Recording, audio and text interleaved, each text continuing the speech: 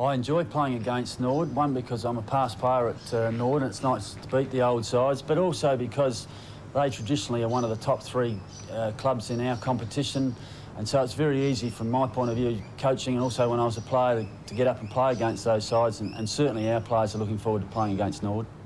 Obviously Norwood versus Eagles is a very important clash with us second on the ladder and the Eagles fourth, and certainly they're the biggest improvers in the last 6 or 7 rounds of the season, and if they keep the improvement up, they're the ones we're going to have to beat in the finals. If we can win today, certainly we'll go at 2 games clear of them and a fairly healthy percentage, so hopefully that should keep us in front for the rest of the year. On the other hand, if we should happen to go down, we'd be back on level terms. Yes, Bruce Winter and Peter Rode head-to-head today at Woodville Oval. Good afternoon to you and welcome to the ABC's look at round 16, a very influential round in terms of the makeup of the final 5, with Glenelg playing west at the Bay, and we'll head down there shortly with David Mackay and a couple of special guests. We've got sitting alongside him this afternoon Kieran Spawn and Scott Salisbury, who you'll remember well if you're a Glenelg barracker. Well, speaking also of the Eagles and Norwood, they've had some grand clashes over the years.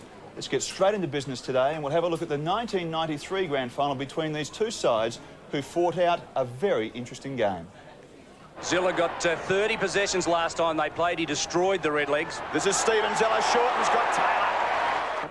Normally very, very reliable. Needs to set it at the left post. That is the ideal start for the Eagles. They're away. Here's the feisty Stephen Patterson, the centre half forward or half forward. Stephen Rowe, zigzag around the corner on the left leg. The target is prime. The big man's got it. I spoke to him before the game. He just wanted to take the first one clean. He's done it. Can he nail it the first time round? I think he has. The Norwood crowd will love it. Kluzak around the corner. I don't believe it. He's done it. Won't that give the Eagles a lift? His first, they're 4-3, 27. Loose ball now. Ducker, first touch. Second, it goes down with scores. Rowe winds his way through. This is smart. Quickly, he'll be tackled. Great tackle, Brewer. Patterson, a charge from 20. Open goal. He's got it. His first, the Redlegs second. How strong's that breeze, Neville? That ball went 65 metres. Yes, it might just be a bit gusty at the moment. Opportunity pays, plenty of room. He punches it in and did it brilliantly to give it to Stephen Zilla. 50 out. In he comes. He's got some distance with him. That is a super kick and goal. Oh, brilliantly done. His first. Craig Baum taps it back to Tanner. Quickly, Kelly can't do it. Brewer, have a look at the talent there. That's a magnificent individual effort. Stephen Zilla, or Jason, I should say, a chance for Taylor with the spill. Wiedemann at 50. Taylor Shepherds. He's got some space now. Tunes got rid of him. Jason Zilla from 40. Straight at goal. Oh, the Eagles. Too good. He's first. Wiedemann again. His collar gets it away to Jason Zilla. Inside to Taylor. Out wide. Tate. Up from half back. And the defender is absolutely ecstatic. And so he should be. His first goal. 18 minutes into the second term. We've been saying it for a few moments, but it is absolutely crunch time for the Redlegs as Kluzak gets it. This man is just creating so much trouble through half forward. Gets it towards the player in Chapman, who's also been effective from centre. Thumps it towards the pocket. Where's Robin? Sits. Pushes it towards the line. Not far enough because Stephen Zilla has really broken through the pack and has nailed it. He's second. And the Eagles went on to do it pretty well, 17-20 to 7-7. It was a gallant Norwood, but in the end they were rolled comprehensively. Joining me this afternoon is Ken Sheldon. Good afternoon to you. And of course, with those that many scoring shots and Woodville and West Torrens getting married over the summer of 1990 and into season 1991, just 2 years later, it paid dividends, didn't it? Well, it certainly did. I think it's been a magnificent marriage, the amalgamation, and a lot of players have since gone through to the AFL, and the Eagles have, they've won a premiership since, and they've participated in the finals a number of times and look likely to do again this year. And Mark Nally's also with us on boundary side. Nails, a difficult time for them thereafter. They were competitive in 1994, the Eagles, before being crunched in an unlikely fashion by Port Adelaide in the grand final. But then in 1995, they lost so many players it was tough to compete. It has been very tough for the Eagles side over the last couple of seasons. They've lost a lot of players to the AFL over that period of time, but they've bounced back. They're sitting in the 5 at the moment, and really have got a chance to really establish themselves as a force come finals time. Well, there's Bruce Winter's coaching record just this year. He played 13. Well, they've played 13 so far. They've won 8. and he is in 4th position. And that 1993 grand final was his first year of coaching. It was a bit of a dream ride for him for a while because of 3 attempts. He won 2 night finals and 1 daytime grand final. He had a terrific start to his career. Bruce, since the 1993 grand final against Norwood, the Eagles and the Redlegs have had some great clashes, and there's a lot of emotion between the two clubs. Yes, 93 we won fairly easily. 94 we beat Norwood in every game, but since 94 we actually haven't won a game against Norwood. In fact, we've been on the end of some fair beltings. Well, I suppose with your background from the Redlegs, you've got a lot of mates there. They really look to you. They like to whip you, and obviously there's a lot of feeling between you and members of the Norwood club. Oh yeah, although most of the players that were there when I was there, both as a player and also when I was doing the reserves coaching, have left. Probably Gary McIntosh is the only one there. So the majority of the players there now would know me from a bar of soap. Well, it seems that there's a traditional rivalry built up between you, and I suppose you're looking at 3rd spot, which Norwood hold. Porter between you and them. You've really got to get over the Redlegs this week to try and covet that position. Well, that's right, because if they do get on top of us and win that game, it puts us 2 games plus some percentage behind. So in terms of finishing the top 3, this game is important to us. Just 4 matches ago against the Magpies, you really turned your season around with a big win. It could easily turn sour if you had a bad loss against the Redlegs. Well, that's true. Yeah, I'd be surprised if that happened. I think we have turned it around. There's a lot more confidence down there. We've got players playing in their correct positions. It took us a while to work that out. And players are playing with a lot more confidence than they were just after the West Adelaide game. Bruce Winter inherited a very good side from Neil Baum in 1993, but in many ways it's a better test of his coaching, isn't it, in 95, when they had, well, the barrel was a bit empty in terms of the players. Yes, there was a great amount of players such as Tape and Ziller and Kennedy that went to the AFL upon those successful years that he had, particularly with his first year of coaching. And then, has really regrouped that side well, and they're presenting themselves well this year. Well, on the opposite side of the coaching bench this afternoon, Peter Rode, his first year at Norwood. They've played in 13 games, they've won 9, and last week they absolutely pummeled Port Adelaide at their home deck out at the parade. They're in 2nd spot and they're travelling very nicely. Peter, it was incredible last week against Port Adelaide. 16,600 people here at the parade. It was a big match. Your players were really pumped up. A great victory. How do you get them to refocus for this week? Well, I think we have to give them credit for last week's performance. I think it's a mistake to try and sort of force that out of their mind, and we have to get a fair bit of confidence out of the way we played last week. But we have to make quite sure that we see next game as a fresh new challenge, and the Eagles are 4th on the ladder and certainly the form team probably in the competition. And playing them down there today will be pretty hard work unless we're well and truly switched on. So we have to make quite sure that we play in the same sort of fashion as we did last week. And because we played very well last week, we don't start with an advantage on the scoreboard before we start this week. Your record against the Eagles this year is terrific. You whipped them earlier in the year. There must be a psychological advantage there. Yeah, I think that Norwood's traditional record against the Eagles hasn't been that good, but the last couple of seasons they've done very well against them, and that probably gives us some sort of a psychological advantage. But playing down at Woodville today will certainly probably even that up a little, because there's no doubt there's a fair home ground advantage, and we'll have to overcome the fact that we're playing away from the parade. The other aspect, of course, is a win today puts you only 1 game behind Central District for the top of the ladder. A very important position to be in. Yeah, we're probably not trying to focus too much on that just yet. Our main concern is to make sure we beat the Eagles, and having beaten Port last week, they're our main rivals for those top 3 positions, and our aim is to finish in the top 3, and then obviously if we can win, put 2 or 3 more wins in a row together, then all of a sudden we're putting a bit of pressure on Centrals, and over the last 2 or 3 weeks, if we manage to grab the top spot, well, that'd be an added bonus, I think. Well, that plan is unfolding pretty well so far. Their aim of getting into the top 3 looks like being realised with 9 wins and 4 losses. They've got Port Adelaide and the Eagles, Ken, just on their tail, but they do look solid, and that midfield of theirs is exciting. Yes, the midfield has been dominant. Giorgio, 3 goals, just drifting through the mid-corridor. Harvey, Cunningham, Rowe, McIntosh, the captain, magnificent. And that is the scoreline here at Woodville Oval at half-time, 5-7 to 4-4. Norwood kicked the first 3, and they did it in grand style. And really, they got the jump, didn't they? They certainly did. They opened out of the blocks, and it was Rowe that ran into that one. He gave a couple of handballs off and created a few others as well. Yes, they got the first one with Rowe. They then got a couple through Giorgio, but they were just Mark Nailey allowed to run a little too easily. Players like Cunningham and there Giorgio. Yeah, Norwood sort of started how they finished off last week against Port. They had plenty of runners, plenty of team support, plenty of sharing the football through the middle. But the players you know before, Giorgio was very exciting that first half. Also, along with Cunningham, and also Rowe's been very, very busy. So the goal scorers to half-time. We saw Giorgio get a couple there. He's got 3 at half-time. and the rest of them are singles. The Eagles are going to need some goals pretty smartly if they're going to get themselves out of trouble. Down at Noarlunga this afternoon, South Adelaide are playing North Adelaide. It's 9th. South Adelaide at the foot of the table, playing North Adelaide 6th. And Ken, we saw just a moment ago, North are in a dice with Glenelg, West Adelaide to challenge for that 5th spot. 10 shots to 6 there, very dominant. Dirt are trailing Port Adelaide by 19 points, 3 goals 3 to the Double Blues, Port 6 goals 4.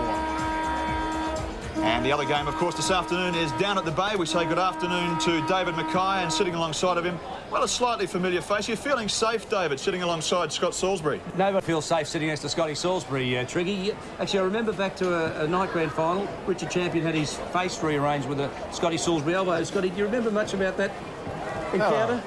I can't remember a thing about it. I think that's my excuse at the tribunal. You got concussed earlier in the game and didn't remember. A thing. Well, I've got to say to you, I don't feel too badly down here, but it's an important game for Glenelg, isn't it, today? You're sitting 7th on the ladder, West Adelaide are 5th, but you're locked away on 12 points each, separated only by percentage. It is. I mean, it's an important game for both sides. I think there's probably 3 on the same points on the ladder at the moment, and we really need a win. We've got a few home games left here, and every home game that we win is very important to us. A couple of great highlights in the first half. Scott Simister marked, and this was just magnificent. Walk us through this one. Yeah, he's come up, he's put his hand in the middle of Ben Rowick's back there and just pushed up, and it was a great mark. He's got up very high off the ground, and I think there was another one later in the game as well. A couple of great marks. Have a look at this, 19 to 31 at half-time. There wasn't much in it at quarter time, only 1 point, but West Adelaide kicked 3 goals 2 in the second term. Glenelg only managed 1 goal 3, but there's a very strong breeze blowing out there, isn't there?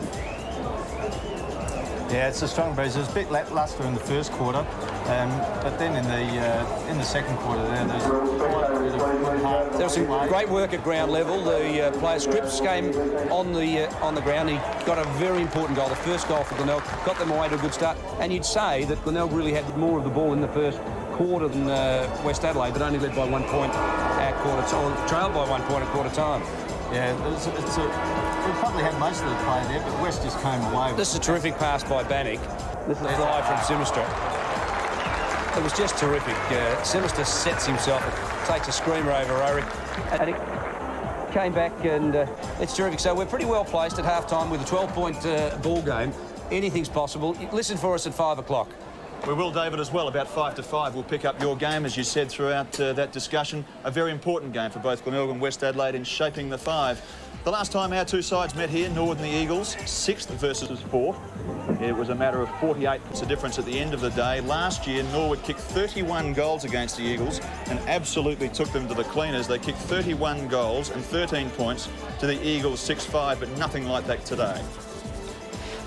And put together 4 wins on the trot of the Eagles, but trailing by 15 points here at half-time as the second half begins. And the second half does get underway in the bog. Mark Nayley, how do you see it? It's been pretty tough, pretty hard, pretty boggy out here, as you just said, Stephen. Conditions have suited some players. You see Gary McIntosh there. Looks like he's had a shower, or he's changed he's changed his jumper at half-time. He's now wearing number 9. So for those people at home who've known Gary McIntosh to wear number 14 for so many years, all of a sudden at half-time he's come out wearing jumper number 9. But a good contest. You see players there, Pays. Also Cunningham's been very good in that first half. A lot of players. You can see number 54 out there, who's not recorded in the budget. Look at sitting up in the grandstand today. Newly appointed as recruiting manager in Alan Stewart, former ABC commentator. Stephen? Yes, a defector. It's gone to the power. Sitting there with John Cale, the new Port Power coach. Well, I can tell you they've been sitting there since 10 o'clock this morning. They've been watching the junior grades, and they've been watching the reserves. They'll sit here. It's a long day. Certainly is, but they certainly are the 2 best men for the job, I believe. Jack Cale as the senior coach, and in fact Mark Williams as the assistant is also an excellent choice, but Alan Stewart just knows his football backwards, and certainly the junior brigade. But they've got lots of work to do in putting together their squad, and they'll take, what are they taking? About 29 players from the SANFL. And so they've got lots and lots of work in front of them. And they'll be watching this game with some interest. It's been boggy, it's been messy. It's been tough work. Some players have really been reaching for the towel, trying to get some of that mud out of the eyes. Zilla has been excellent so far. Pesh has been quiet. As he looked to drag it out, he's going to get a free kick, and rightly so. I haven't seen too many players today really pull out from a contest. It really has been tough and hard. A couple of good sides. As I said before, the Eagles want to stay in the 5, want to consolidate their place in that top 3 or 4. And Norwood are just there, just hanging, just waiting for Centrals to make a bit of a mistake, and they'll snatch top position. Ugrinic on centre wing, members wing for the Eagles. Played well, Ugrinic. Puts the ball long to the half forward. It is spoiled. Robertson leads the pack to the ball. The red leg defender kicks the ball with the right leg into centre wing, and it is Bailey sets himself, but the ball comes to front. Pesh again just forces the ball to Zilla. Zilla, number 8 for the Eagles, puts it on to McClure. McClure kicks it to space. Donald Dickey reads it, intercepts it well. Cunningham finds Crowden racing free on his own. Centre wing has all day to pick it up and will need it by the look of it. Dodges around Colville, back to Giorgio again in the centre corridor. Off one step, kicks it, and messing it up there, the 2 Eagles players, but held in by Christensen, and another ball up will take place as umpire Jeff Jeans loses his footing. So many of the players have been found it difficult today in the slippery conditions. They compete for the ball. Miller and Bailey. Bailey with the right hand. Giorgio and Zilla compete again, and it will again be thrown up. Yes, we are live here at Woodville Oval. It's been down there at...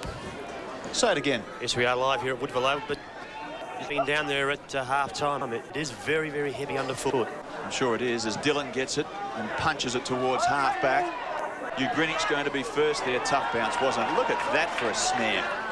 Beautifully done by James to Harvey, and his kick sits up, and it sits up nicely for Dillon, who takes a relieving mark. 5-7 to 3-4. 15 points of difference, and Dillon will punch it alongside centre wing. Dillon playing on half-back for the Eagles, brings the ball inboard, but Donald Dickey reads that ball, intercepted it well, and goes back now on half-forward for the Redlegs. Punches the ball in long, drives it in long. They set themselves. The ball goes to the back where Rowe, off the ground, attempt at goal. Not successful, and forced over the boundary line by the experienced leadership of Pays. We'll see a throw-in take place. The Eagles need the first score after half-time. They can really have contested pretty well. It was just that first sort of 15, 20 minutes of that first quarter really has been the difference between the 2 sides. Tyson. Interesting to see Jason Spear back on the ground, who left during that second term, as Dickey misses offline and out of bounds on the full. Now, the breeze is very strong. It's going from right of screen to left. It's helping Norwood in this term, so if the Eagles can hold them, as you can see from the windsock and the flags, it's really quite stiff. If the Eagles can hold them, then they'll give themselves a chance in the last term, but the legs, I honestly believe, are going to be very, very tired. So they need to make a break now. McIntosh to Dickey, an exciting player, missed that one, and another ball up.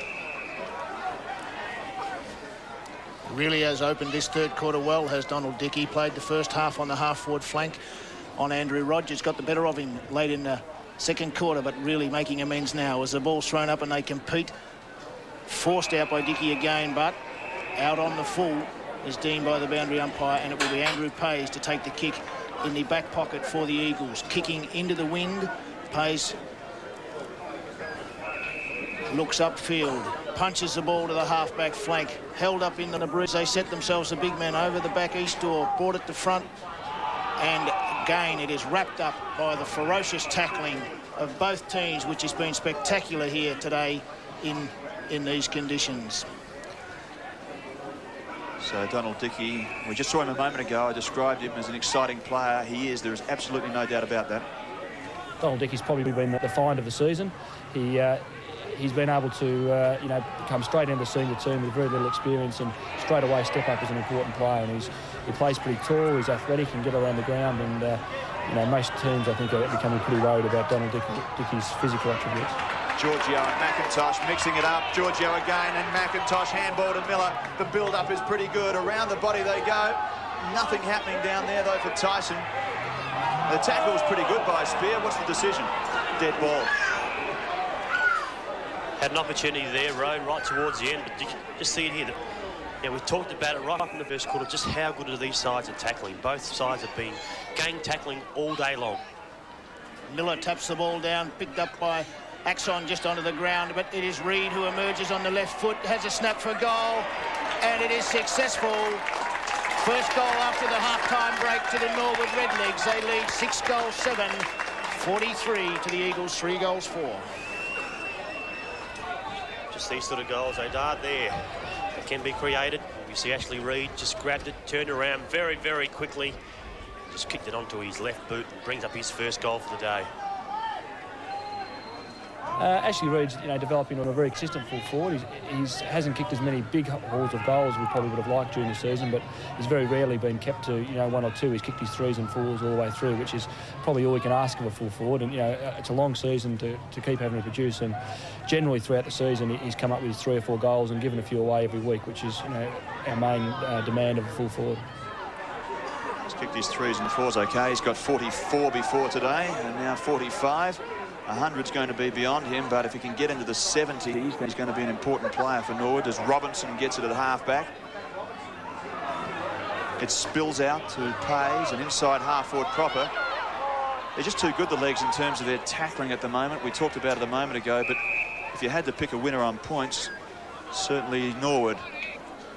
And the SNFL updates, Glenelg leading west by 6 points, and South playing north are trailing by 11 behind. Sturt playing Port, and Port lead that one by 19 points. Back here at Woodville Oval, we've got a margin of 21 points the difference. How do you see them getting it back into it, Mark? The Eagles were excellent last week against South Adelaide. So were Norwood against Port last Sunday.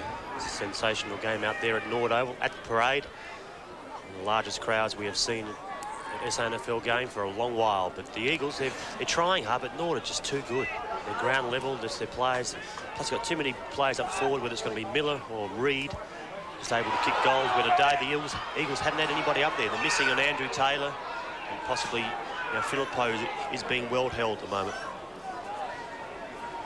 Craig Doddridge, the umpire, will throw the ball up in the Eagles forward line. It is 40 metres out from their goal, kicking against the breeze. Tapped down by Neiman.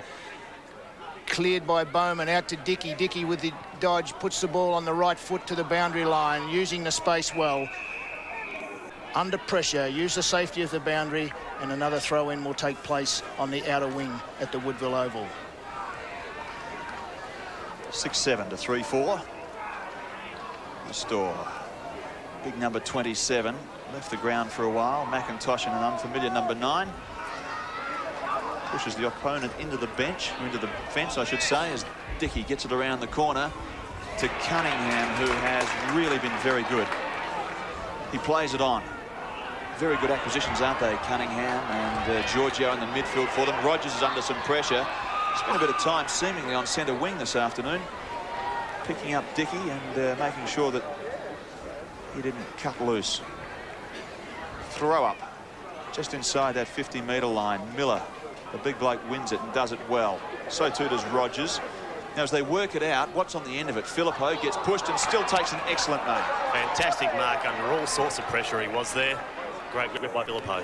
It's been good, Philippo. On to Axon, left foot kick. If Colville out in front, but well read Robertson. He's been good at half-back as well for the Redlegs. Puts the ball picked up by McClure. McClure quickly into the centre half-forward position where it's fed off to Zilla. Zilla plenty of time, looks for the leading Neiman, who picks it up on the half volley, puts it into Colville, tries to make something out of nothing. Robertson just cuts that off and uses the ball well back to the centre wing, but it is Pesh who picks the ball up, uses his pace and balance well. On the left foot finds Philippo. Philippo being very, very good at centre half forward for the Eagles. Axon leading well, but is tied up by Dantokia. Philippo has got it again, got to be holding the ball. Surely a free kick to the Norwood Redlegs. Tremendous play, Stephen Rowe, as he plays on, dodges back, forced to kick the ball hurriedly. It's up in the air, they emerge under it, and it is Tyson who takes a strong mark. No, it's not. It's actually Nick Pesh for the Eagles. He goes back on centre wing, half forward, uses the ball wider to the flank. Axon takes it, plays on, left foot long into centre half forward, in front position Dickey. It's forced to the front of the pack. Morford on his unfamiliar right foot puts the ball over the boundary for a throw in the forward pocket. You just sense that Eagles really are throwing everything at the Norwood side at the moment, but the Norwood side is just responding. Heavy forward thrust now. The centre half forward, McIntosh has taken on 2 Eagles players. Just quite picked that up.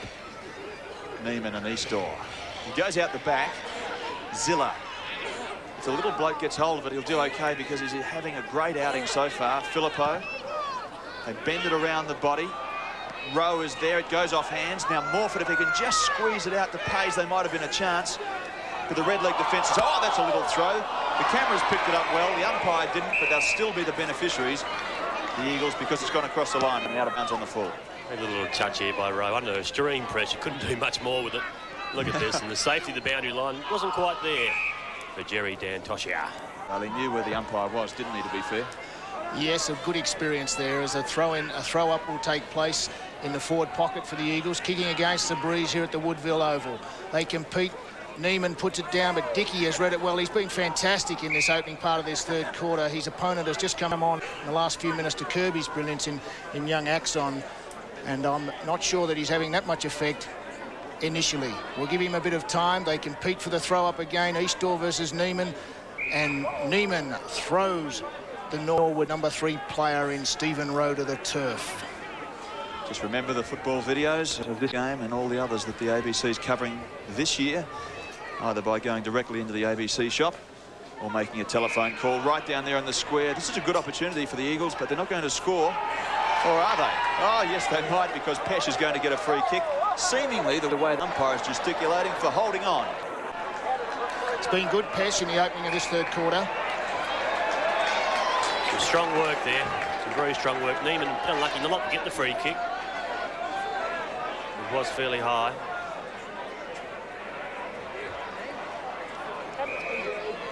So David Neiman from the goal square.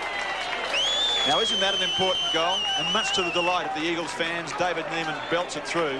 He gets his second, one in the second, now one in the third. And at the 13.5-minute mark, the Eagles get a little closer through their big full forward.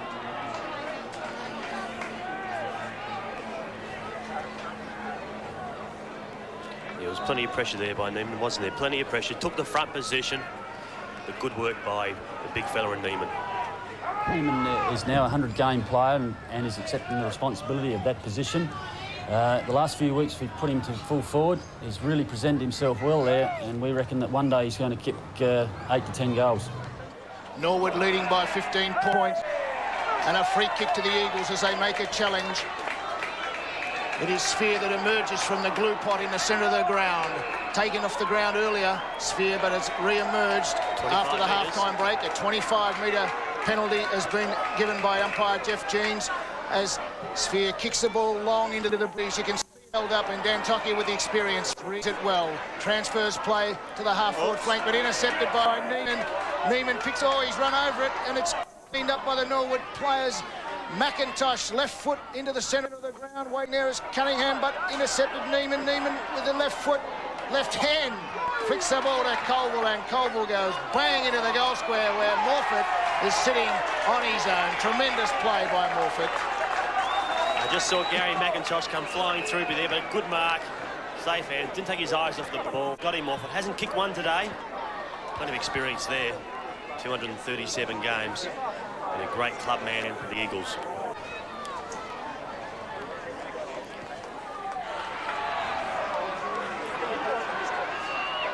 He's kicked that goal, has Morford, the 5th one for the Eagles, and a very, very important goal. Yes, they're getting a little bit back at the moment. There's no doubt about that. The game's alive because they've given themselves half a chance. The kick from Bailey, in fact, it was a squeeze through, was okay. So Gary McIntosh there, Stephen. Macca came through very heavily, but it was Morford who got on the end of it and ended up kicking the goal.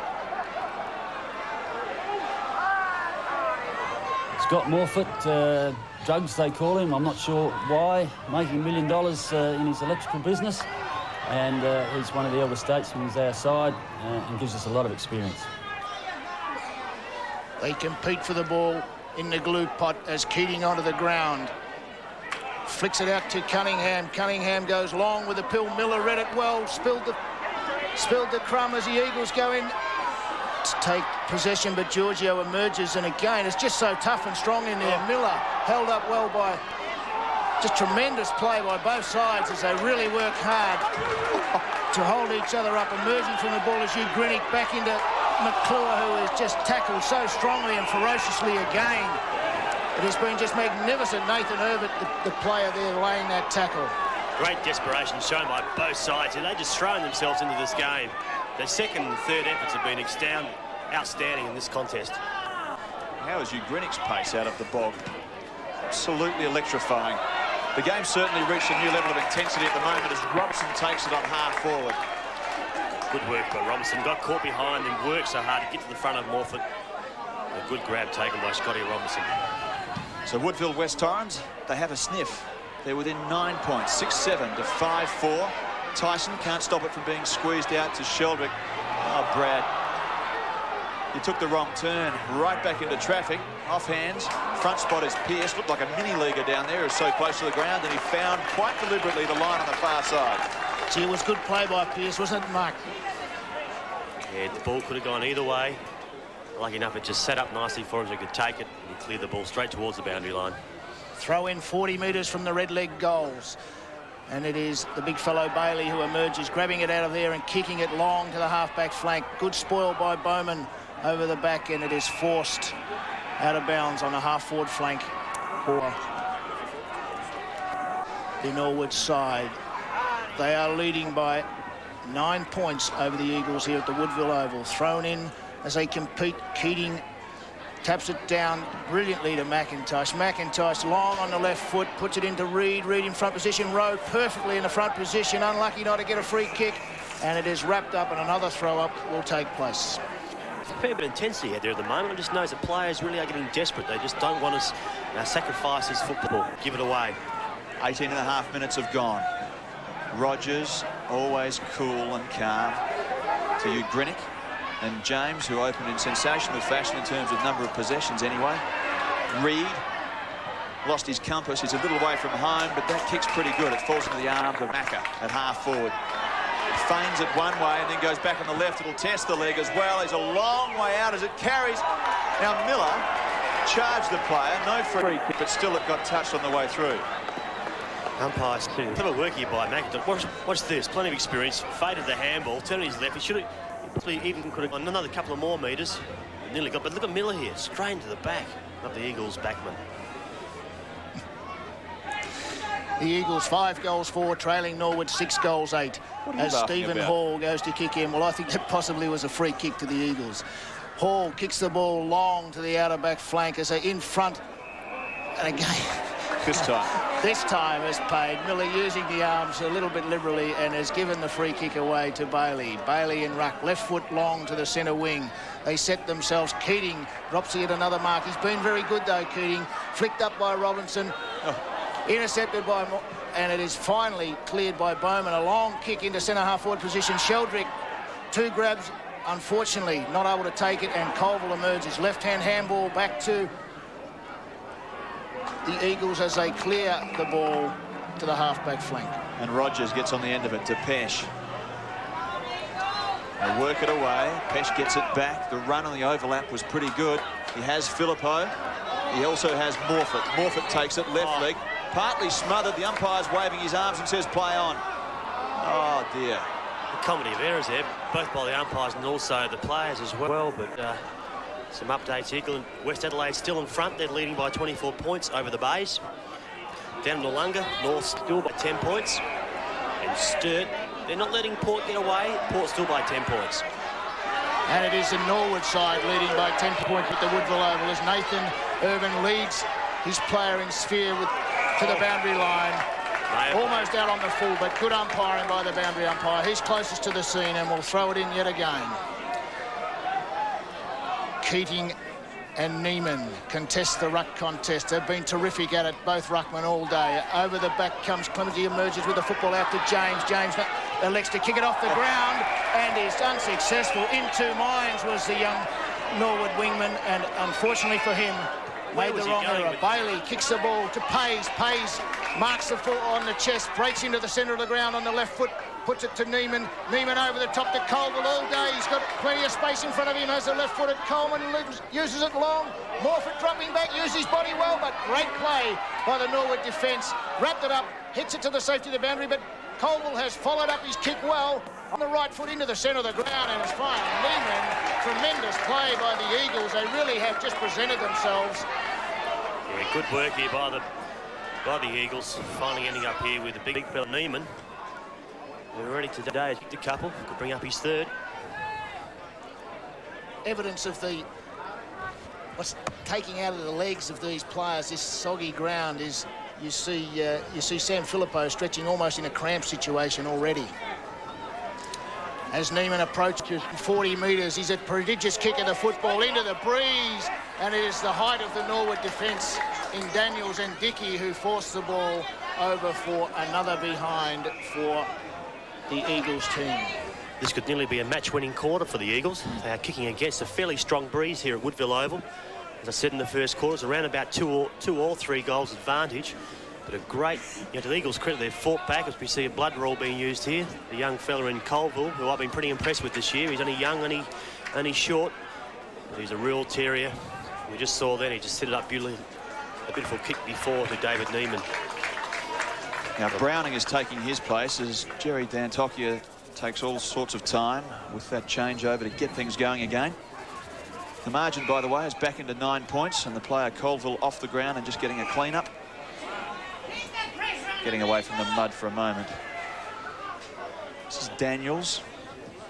Launches at it. The ball carries okay. About 45, maybe 50 metres. McIntosh, look at that. Beautiful situational awareness as he gets it through the pack to a teammate. And now up towards centre-half forward to where Rowe is well held. And it's either Clements. Great courage and great commitment shown there, Stephen. Great courage by the Eagles players. We see another change. Old Brucey Winder is really making the match stewards work this up. Yes, he sure is, as Hannum comes back on for Phillip. I was going to say it's either Harvey or Clements there, but with the mud on them, it's almost impossible to tell. Hall picks it off at fullback. He's playing well in defence is Hall as he switches play out to Pearce, number 13 for the Eagles, uses the ball wide of the half-back flank and well cut off by Nathan Irvin, number 11 for Norwood. The left footer will use the ball undoubtedly long to the talls. Bang he goes with the football, looking for Miller, who's in front position, and it says he got it. Is it paid? No, it's called play on. Gee, that was close to being a mark, I would think, from here. It would have had to been close. Look at this, one grab.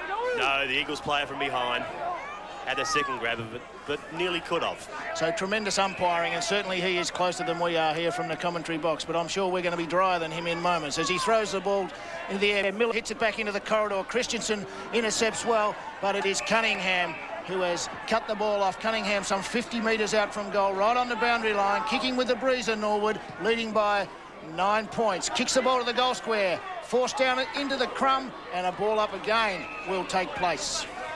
Oh, it's tough in there, isn't it? I think the goal umpire looks as though he wants a piece of the action. I thought he was going to put a finger up or two. But we'll have a throw-up. Toss-up of the footy about 2 metres out. Now, you can see Andrew Pay's pointing. He knows exactly where it wants to go. Straight through there. Miller's going to work hard for it not to happen. Pearce. The Eagles don't get it their way. Growden spectacularly over the top, and finally the boundary line. Now, I tell you, one of the things that's going to make a difference in this game is if it rains again, because the temperature has just dropped about 5 degrees, I reckon, and it is, well, it feels like it's about to rain, doesn't it? It certainly does. It's become very, very dark here at Woodville Oval. Norwood kicking with the breeze. 9 points ahead. The umpire throws in a huge congestion of players around the ball as the ball races Harvey to the boundary line again, and will be thrown in for the umpteenth time here this afternoon. 25.5 minutes on. Some hardy souls are well rugged up.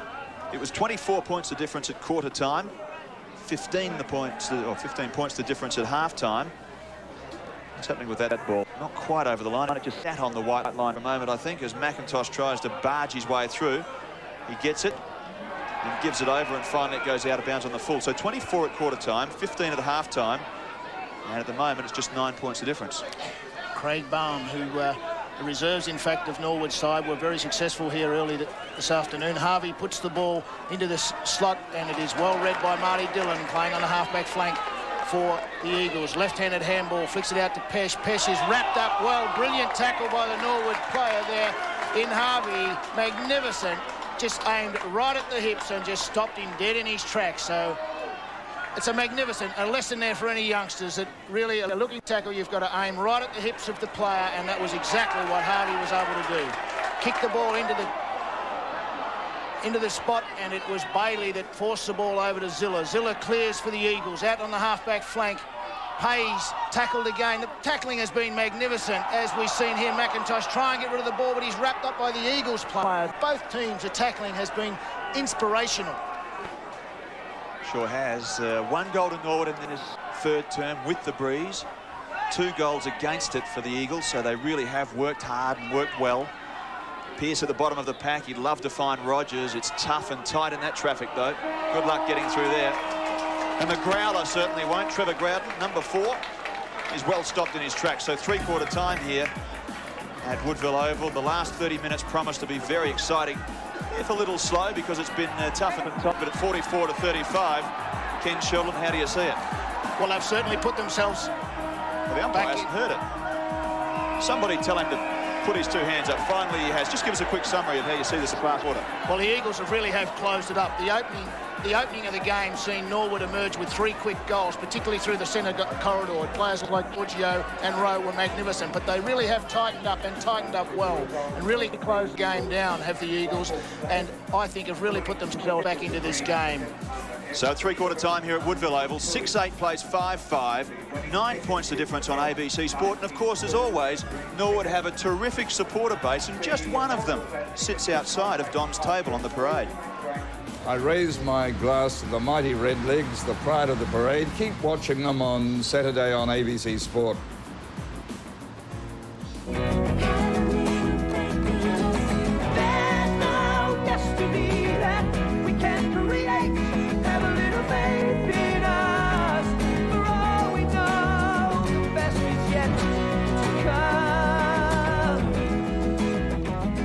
I know you've competed in a Hawaiian Ironman, which is really the toughest physical endurance event in the world.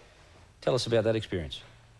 That's one of the great things in my life so far. There's no question about that. There's some things that I want to do in my life, and the Hawaiian Ironman was one. I want to get to the Kokoda Trail, and I want to get to the Olympics, and I could achieve another one this year, but definitely in Sydney. But the Ironman, and I don't know why we did it, but a long time ago there was a bunch of us who studied together, who did a half Ironman, and you finish the game, or you finish a half Ironman, you sit down around an esky and you chat about what could be, or how good you'll be, or what's the ultimate, right?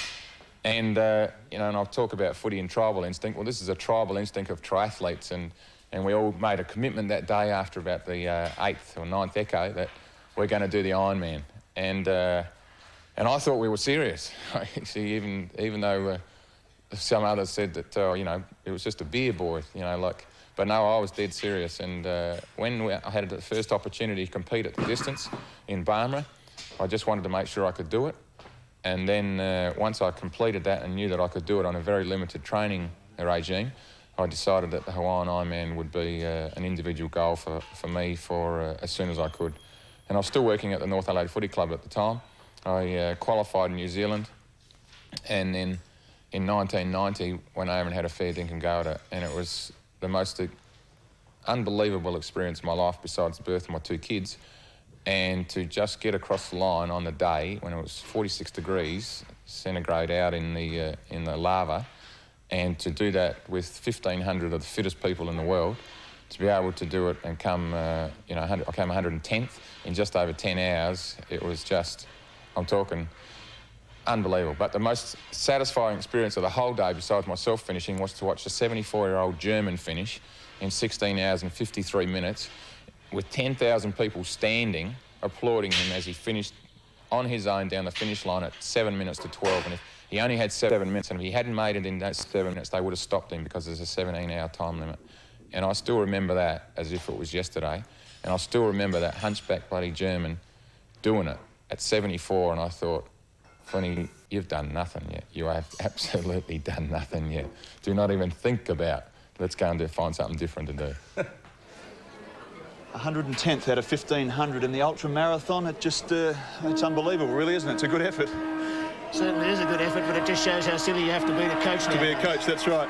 2 different men there, by the way, with vastly different skills. Don Dunstan followed up by Michael Flynn, the North Adelaide coach. Mark Nayley, how fit is fit? Do you have to be quite that fit? I don't think he's suggesting you have to be that fit to play footy, but you wouldn't have to put yourself through that, surely. Yeah, well, it's not my cup of tea, I can tell you that. I can barely swim, I can barely ride a bike these days, I can barely run, but I won't be doing any triathlons, I can tell you that.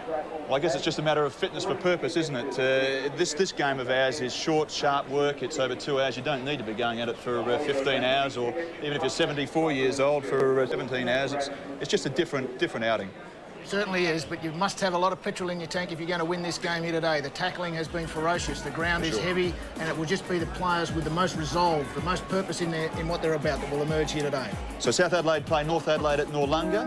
As we said earlier, 9th versus 6th, and South Adelaide are having an awful season. The last time they won was against the Roosters, and they've gone a full round now and look like getting into another round without having a win on the board. So probably around about three-quarter time, 6-2, playing 2-9. South Adelaide with a few shots, but they're trailing by 17 points. And Sturt are trailing Port Adelaide. Port Adelaide 8 goals, 5-53, are ahead of the Double Blues, 6 goals, 8-44. Well, it's only 9 points the difference. Port Adelaide are a little inconvenienced, of course. They've got a couple of their best big men out. They've got, of course, Darryl Poole and Darren Mead out of business, but back in business, David Mackay, and a different face sitting alongside David. I've got a new face with me, Tricky. Kieran Spawn, the former Essendon West Adelaide, current West Adelaide player. Kieran, back from a knee injury. You've had a game in the reserves today. Yes, I had 5 weeks out again with knee. It's been playing up this year, but with Michael, we're just trying to ease into it and get me right for the finals, hopefully. We might just let the viewers know, Triggy, that Kieran's joined us in the commentary booth today. You'll get to hear him commentate with Scott Salisbury after 5 o'clock. It should be very interesting to hear these two blokes talk. Kieran, West Adelaide in pretty good form at the moment. Their last month, they lost their first, 4 games, and then they've really performed pretty well. And today, as the highlight package shows us, they're very, very committed. Yes, Michael was a bit worried after the first 4 games. The boys have really come together and worked hard at it and deserving the rewards at the moment. There's been a few 25 and 50-metre penalties. Chigwidden gets his first goal here. But generally, the second half, certainly the third quarter, has been all West Adelaide. Yeah, so there's another pretty wild kick, another free to Dempsey. But the umpires have found it hard with the conditions, I think. And sinister marks there in goals. Now, what about the West Adelaide revival? Was it just simply a matter of turning it around after those first 4 losses? Oh, we had some meetings and we worked hard on the track, and Mick's believed in our commitment, believed in the players, and it's running through the club, and the boys are working well together. Well, Triggy, tonight around 5 you'll see action from this game. Scott Salisbury and Kieran Spawn making their commentary debuts. Thanks very much, David Mackay. Our game's just a little out of sync because we're just underway here at Woodville Oval. It's all set up for a very exciting last term, a game that both sides would love to win, obviously, and that goes without saying. Norwood looking at top spot if they can possibly get it, and the Eagles looking at a double chance if they can get it. Mark, go out on a limb. Who do you think will get the money? I reckon after the third quarter effort by the Eagles, I put my money on the Eagles for this last quarter. They're still trailing, but they are kicking with about a 2 or 3 goal advantage in this last quarter. As we can see, going to the forward line again, young Pays just throws it, an opportunity to kick a goal there. Yet to kick one for the day, and he brings up the Eagles' 6th point. So Jack Cale there, and Alan Stewart sitting alongside, and just a little further to the right is the Dome, Andrew Jarman, who said during the week that he just wanted to get all that fracas out of the way and go and have a haircut. Fair enough, but I wonder if there's any relationship between him sitting with Cale and Stewart. What do you think? I don't think so. I'm sure Andrew Jarman, at the end of the season, well, you never know. Well, we could make plenty of speculation this week that he, end of the season, that he will be put on the market. Adelaide Crows have had enough of him. McClure puts the ball into Morford. Morford up to Pesh. Pesh with the right foot snap, but is inaccurate for the Eagles. Unfortunate there. A much-needed goal as they trail now only by 7 points in the opening minutes of this final quarter. Scotty Morford is the leading goal scorer for the Eagles so far this year. It's just a handful. They haven't really got amongst it as Dan Topia brings it away from defence. Oh, Eastor, thank you. Great mark with a heavy ball. Just stuck up a big mitt and it stuck to it. So he did okay. Davey who went off the ground earlier with what seemed to be a leg injury, but he's back okay now. Pays around the body. They have found a bit extra, haven't they, the Eagles? Neiman to Zilla, and Jason puts it up within about 20 metres. They can take a mark there in business. Free kick anyway. Strong work by Scotty Morford. Just worked so hard to take front position. Look at that. That was just pure strength. Plenty of experience there also by Scott Morford. This is, you can put this one down for another goal to bring up his second for the day. Morford. Really has been good, Scott Morford, since about halfway through the first quarter. His left foot kick is deemed by the goal umpire as true, and 6 points more go onto the board for the Eagles. His second goal, Scott Morford, 6 goals, 7. They have now kicked. The Eagles are back and fire, as I just called before. I reckon they're going to come home with a very, very wet sail at the moment. Look at this, young Zilla. He loves these conditions, puts it high up in front, but the work by Scotty Morford has been well held today. Only had 2 opportunities to kick goals. Just some AFL final scores. North Melbourne beat St Kilda handsomely. Essendon over Richmond, which is a bit of a surprise in some quarters, I'm sure, by 20 points. Brisbane got over Footscray by 14 points. And my tipping remains a disaster. Geelong over Melbourne by 58. Sheldrick off the ground, wearing number 2, missing a 2 as he normally wears number 22 for the Eagles. Great follow-up, forces the ball to the boundary. Michael Axon picks it up brilliantly, kicks the ball long from centre wing to the half-forward flank, but out of bounds the ball goes as it leads the Norwood player Troy Clements to the safety of the boundary in the Eagles forward line. There has been a lot of throw-ins, a lot of ball-ups in this muddy, difficult conditions. The tackling and the intent by both sides has been nothing short of magnificent. The throw-in takes place on the half-forward flank. They compete for the ball, tapped into space by Neiman. Leading the race to the ball is Cole. Oh, great pickup and tremendous goal. Running onto the ball is number 34 for the Eagles side, David Ugrinnick, and they have hit the front. What a good passage to play. Hey, look at the big fella. Punches it his way. And Colville put the foot down, just took off from the pack. Decided the best method here was to kick it forward. Some great hands. And a good goal by David Ugrinnick. The Eagles are back in town. It's the first time they've been in front since the start of the game. 7 goals, 7 the Eagles, 49 points. Leading Norwood, 6 goals, 8, 44.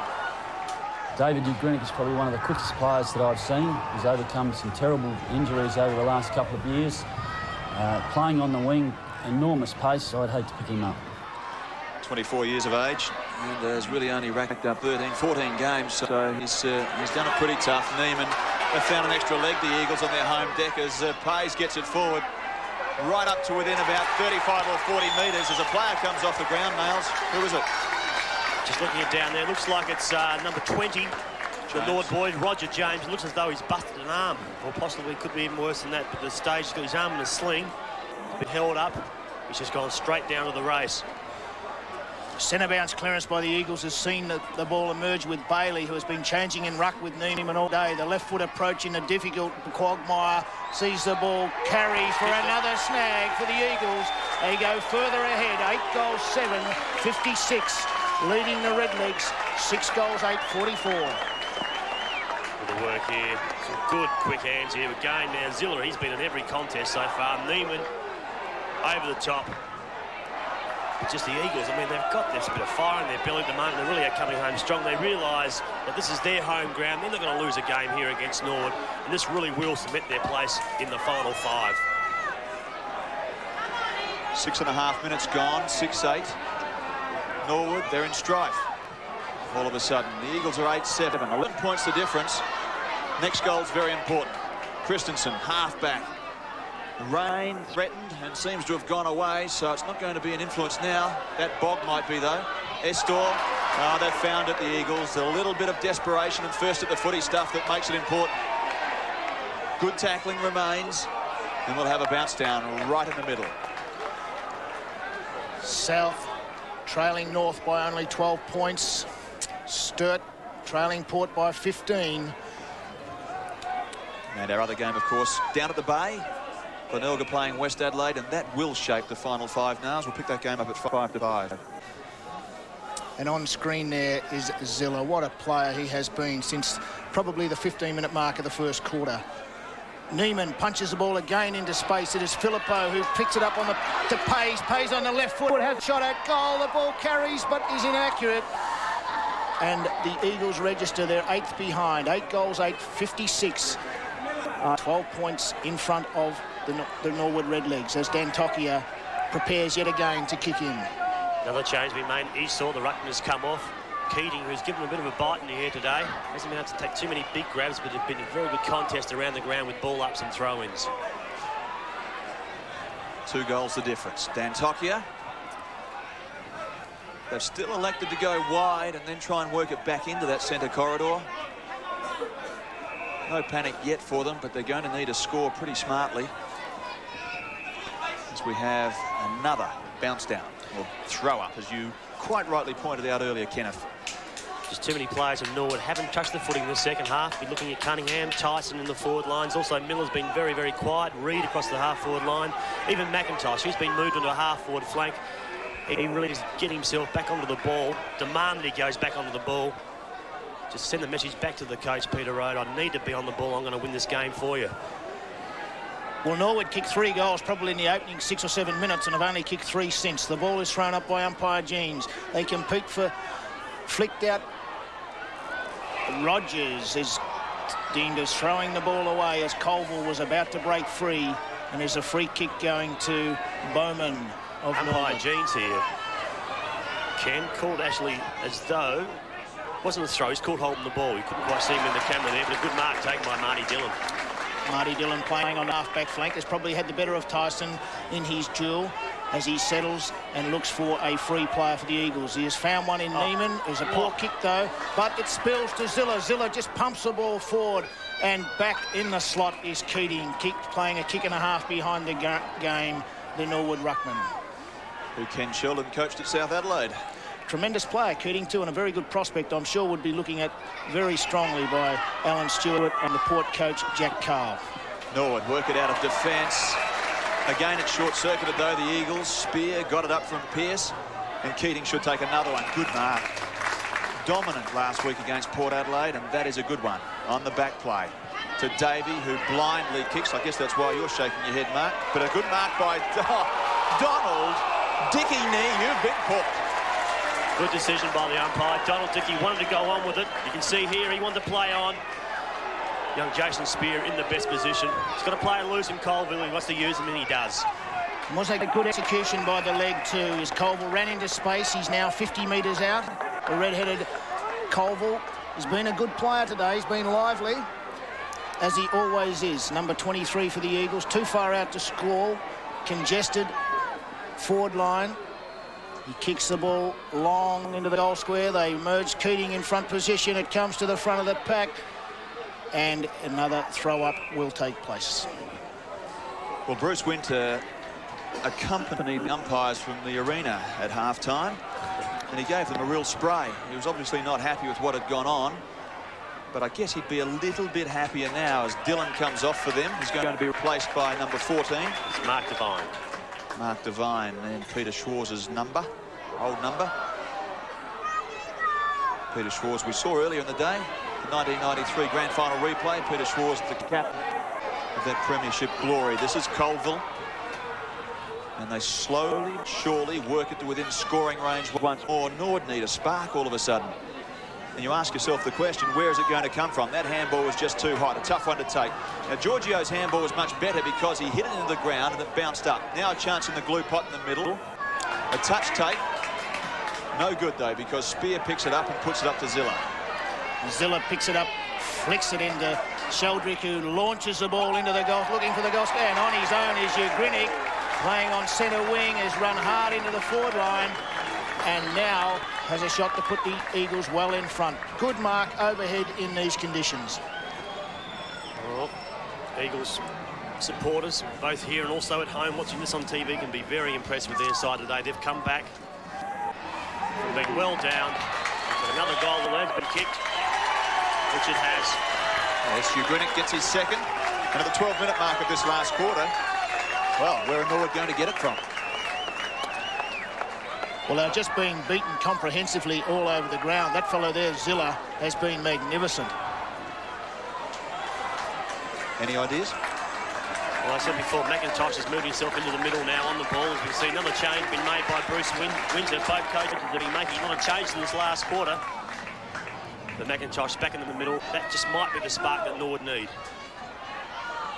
Donald Dickey attempts to take the ball out of the midfield. They charge in with tremendous ferocity. Sam Filippo out to Zilla again on the left, puts it to space. The ball is like a greasy pig. Picked up by Robinson, flicks it inboard to Dantokia off the ground, and it is called. It's paid a mark. I reckon that was a half volley. The umpire was behind the player, couldn't quite see which way, whether he took it or not. You can see.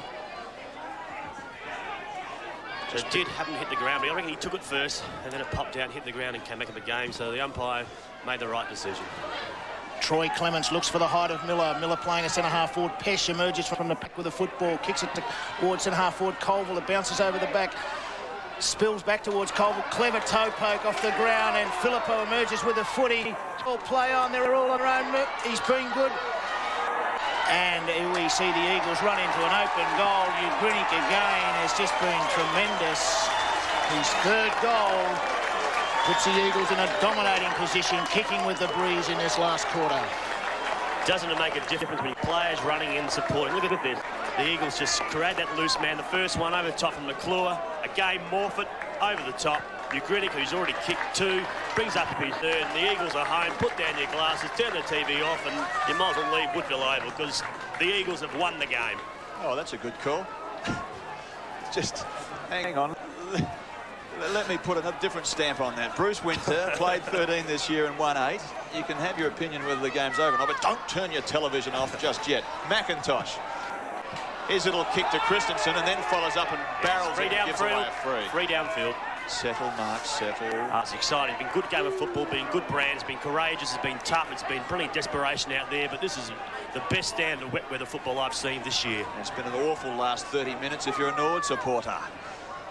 10-8 to 6-8. They've kicked 5 in this last term, and David Ugrinik's kicked 3 of them. He's half a chance to get another one if it sneaks out the back there, but Dick's got it under control.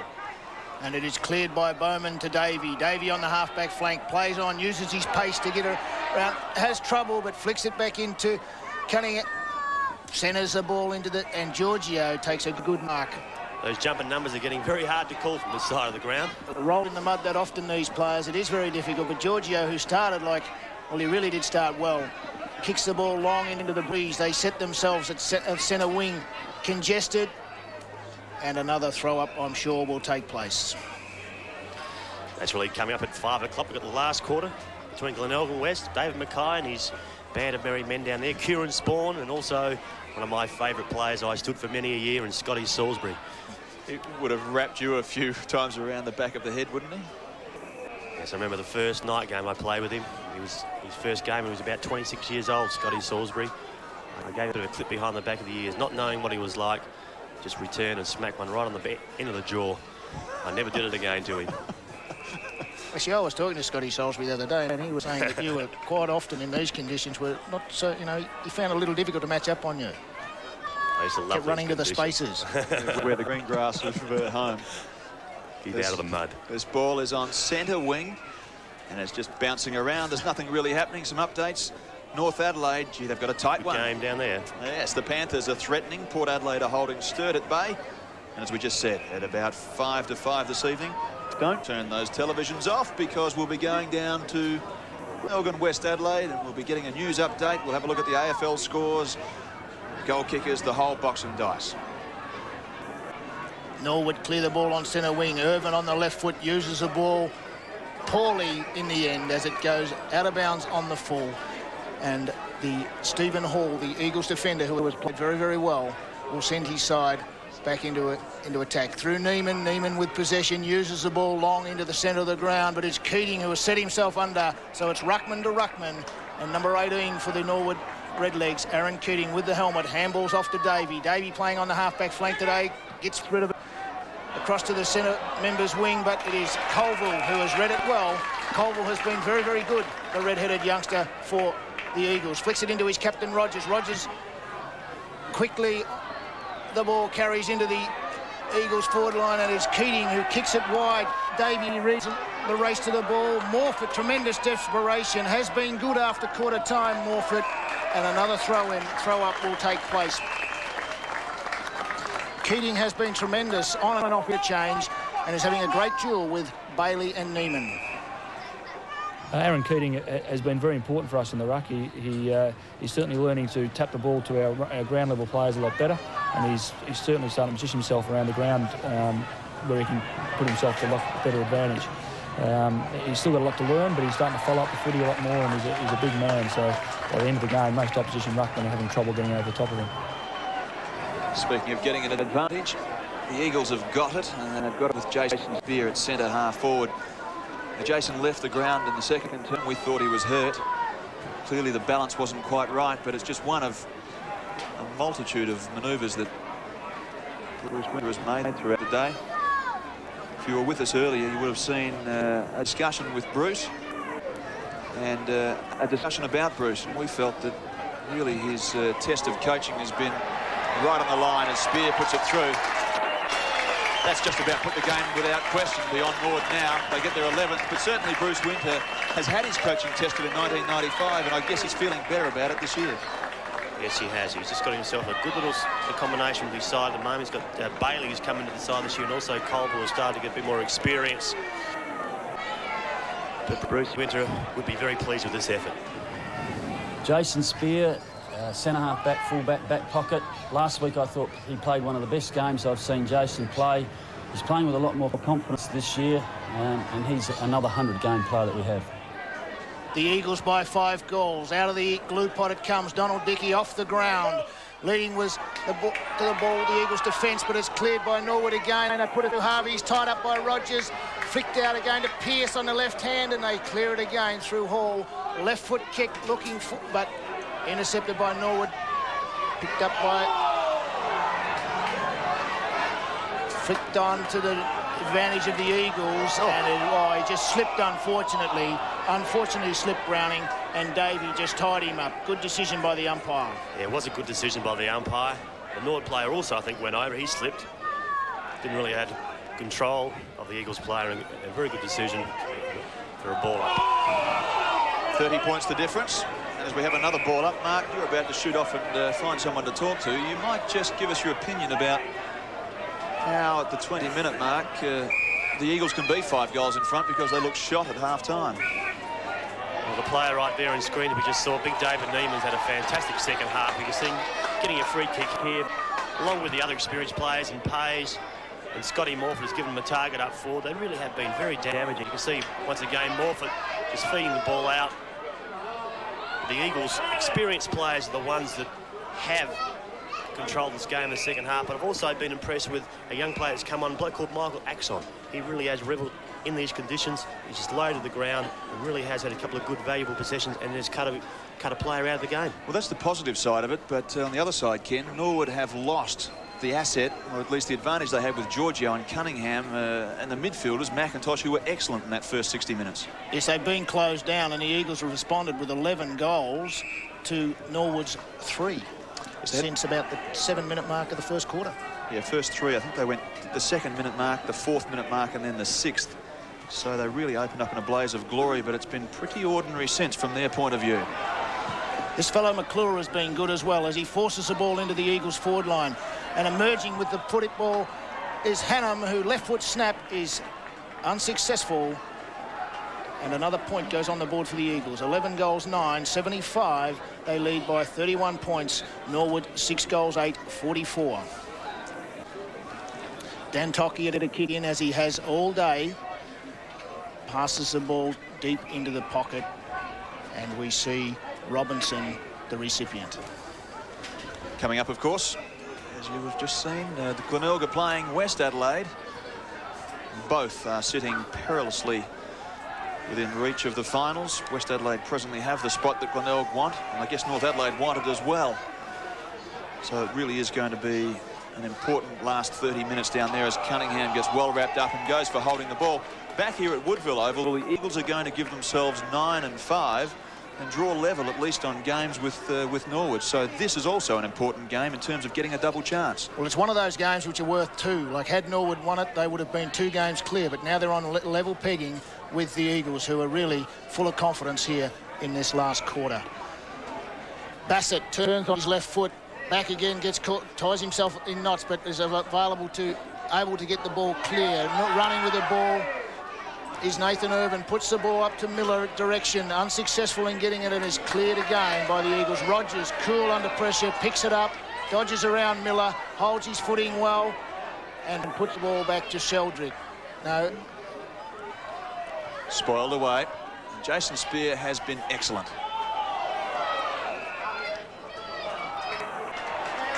Excellent in the second half, that is. Now, who's going crook on the mark? Looked like Bassett.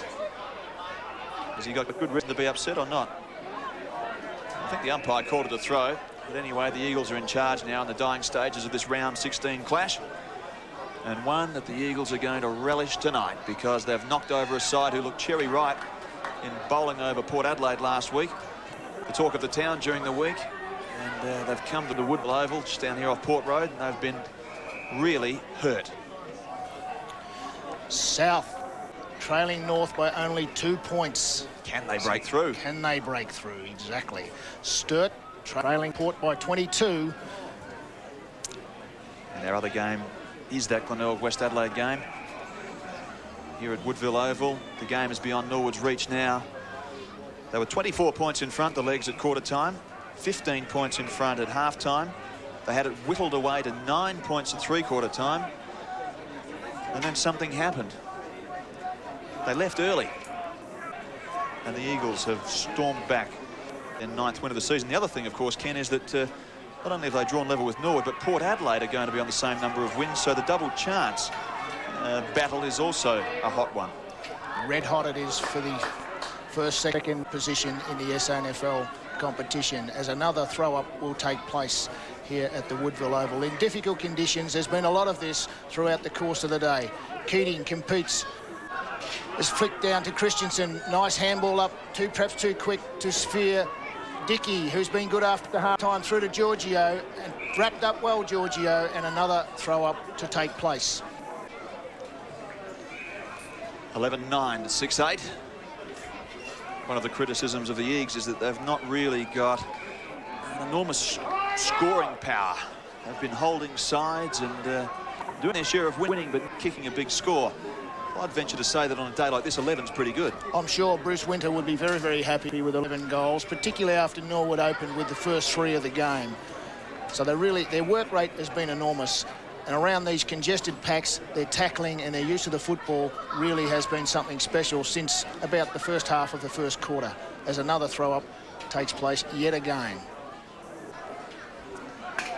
Not much left in the game, except for a few possessions and maybe a bit of percentage that might be important come the last round and determining who is going to finish in their various spots in that top 5. Central aren't safe by any means. They look okay at the top, but this game will hurt Norwood in terms of trying to track them down. And the Eagles coach Bruce Winter sitting on screen. I said earlier that he left the ground at half-time seething, really seething, and gave the umpires, it would seem, a spray. But he seems a little happier now. He'd be a little more content, wouldn't he, seeing his side in excess of 5 goals in front late into the last quarter. When it's muddy like this and it's cold like this and the game's over like this, you really, as a player, just want to get the heck out of there, don't you? First into the hot showers. If you can find one. That's it. Right on cue. The timekeeper, in fact, I'm not sure that it was full time, but he said, forget it, let's go. Let's get out of here because it's a bit cool. So 11-9 to 6-8 at 31 points. Ken, just give us a summary of how the Eagles worked their way back into it when they were 24 points down at quarter time. Well, it's exactly those words. They did work themselves back into it. They closed down Giorgio, Harvey, Cunningham, and they waited for the tiring legs of McIntosh and Rowe to expire. And they really did take over, but through Bailey was fantastic in ruck, as was Neiman, and Philippou presented everything for them at centre half forward, and then into the game came Morfitt, the left-footed forward for the Eagles. McClure, Colville and Ugrinic with their pace really emerged, but the engine room of Zilla was fantastic, and the experience of Rogers and Bayes was just very, very telling.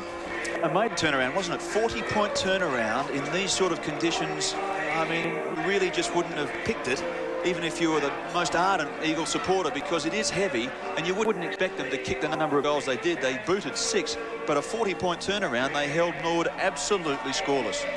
Norwood were only able to kick 3 goals from the 6-minute mark of the first quarter. They opened with 3 goals in a rush, and then the Eagles outscored them 11 goals to 3 for the remainder of the game. Good coaching by Bruce Winter, a great opening by Norwood, but just not able to sustain it through the more dour and determined Eagles outfit, just simply not allowing them any room to move. So there'd be a few tired boys out there, and I would imagine plenty of soap used, and they'll still be finding mud in the ears and behind the ears for a couple of days to come.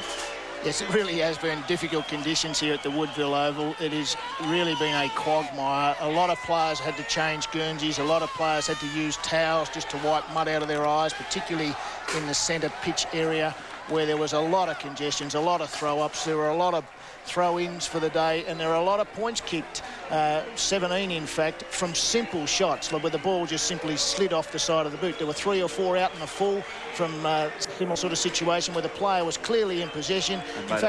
In fact, I can remember one from McIntosh on the halfback flank that the man on the mark actually marked the footy. It slipped off. Was so slippery, the football. Well, it went from that into some golden stuff for the Eagles. Here's Mark.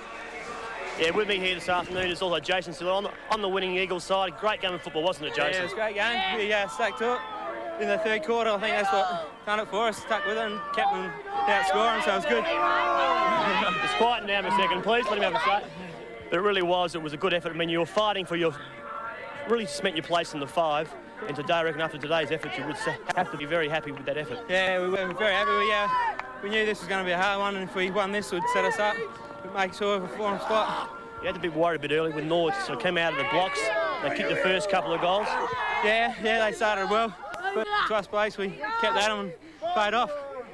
All right, we just really up for today. I mean, you didn't really have a winning forward until Neiman sort of got started. I mean, he went to the middle in that last quarter. Or really, his last half of the foot was just fantastic. Yeah, it was. He set it up for us. He played really well.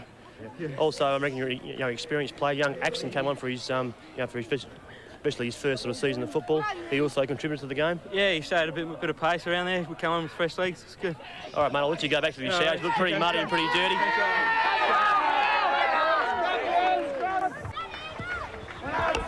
Arguably the best player on the ground this afternoon, Jason Ziller. And as Mark Nardi mentioned, they really had a pretty ordinary start at 4-7 to 1-1, Ken, but thereafter they clawed their way back, and as we were saying in the closer, a remarkable last term. It certainly was a remarkable last term, and Ziller certainly led the way. Chunky little fellow at the bottom of every pack and really did revel in these conditions.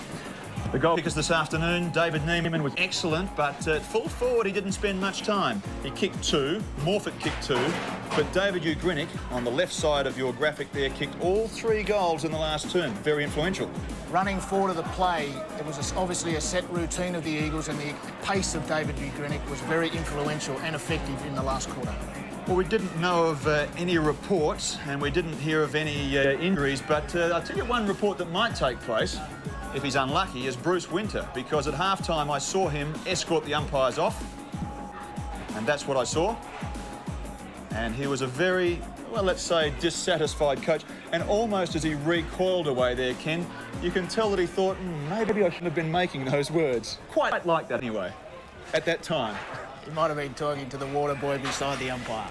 Well, what about the game? The Eagles now have drawn level with Norwood and Port Adelaide in terms of wins and losses, and the double chance dice has become very interesting. Yes, Port Adelaide are there, the Eagles are there, Norwood are there. It really does set for an interesting finish to this SNFL home and away series. And of course the final 5, the last spot available seemingly between West Adelaide, Glenelg and North Adelaide's turning into a good dice as well. It really is a great competition, and we've seen some great football here today in difficult conditions, but just the intent and the ferociousness, the way that the players went about their trade today was really a treat, something special to see. Jason Ziller, we spoke to, was terrific at the bottom of the pack. I mean, a tailor-made day for him in the mud, but I thought that he was their best player. Yes, I agree. I thought he was fantastic. And young McClure also emerged as the game went on. And as we mentioned, Ugrinnick became very influential with 3 goals in the final quarter. Ken, you coached for a lot of years at St Kilda and South Adelaide. Do you see the Norwood Disappearance Act as being the fact that the Eagles closed them down because Giorgio, Cunningham, McIntosh, they all just went missing, whereas in the first 60 minutes they were absolutely outstanding. They were outstanding, and there's no doubt that Norwood on today could be labelled as front runners. But, you know, let's give them a bit of credit. They did play so magnificently last week, so 7 days is a long time in football. Certainly is. Ken, you can go and find a warm spot now if you like. Thank you. Thank you for your help throughout the afternoon. It's time for us to go to the newsroom. Remember, of course, at about 5 to 5, and coming up shortly, in fact, we'll go down to the Bay and we'll pick up a look at that game between West Adelaide and Glenelg, one that's going to shape the final 5. But let's now go to the newsroom and say hello to Kelly Sloan. Kelly, how are you? I'm very well, Stephen. And I imagine that the Olympics is high on the order today. That's right. Naturally, we'll have all the colour and the highlights from the game's opening ceremony at Atlanta and the latest news affecting the Australian team. The big story today, cyclist Kathy Watt has been cleared to race in the Olympic 3,000 metres individual pursuit. The Court of Arbitration's decision means Lucy Tyler-Sharman won't compete in the event, and our sources in Atlanta say she's considering appealing the decision. In other news today, poor weather conditions have hampered the recovery effort off New York for bodies and debris from the doomed TWA airliner. The FBI has arrived in force, ready to take over the investigation, but conclusive proof must be found first that a bomb or missile was responsible.